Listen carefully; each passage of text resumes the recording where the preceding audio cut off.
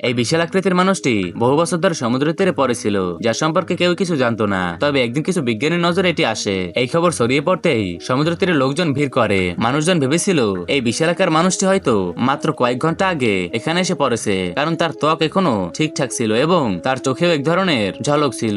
বিশাল মানুষের হাতের মাঝে কয়েকটি মাছ সাঁতার কাটছিল। বিজ্ঞানীরা ভাবছিল এই মানুষটি আসলে কে এবং কোথা থেকে এসেছে।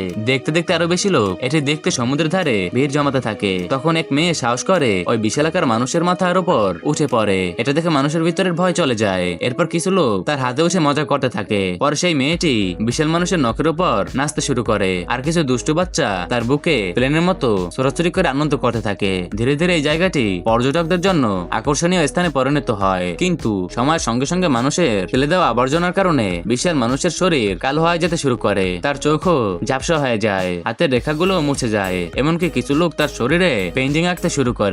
এই বিশাল মানুষের শরীর শত বছর ধরে একদম অক্ষত ছিল, কিন্তু মানুষের কার্যকলাপের কারণে কয়েকদিনের মধ্যেই তার শরীরের সবকিছু শেষ হয়, শুধু হাড়গোড়গুলোই বাকি থাকে।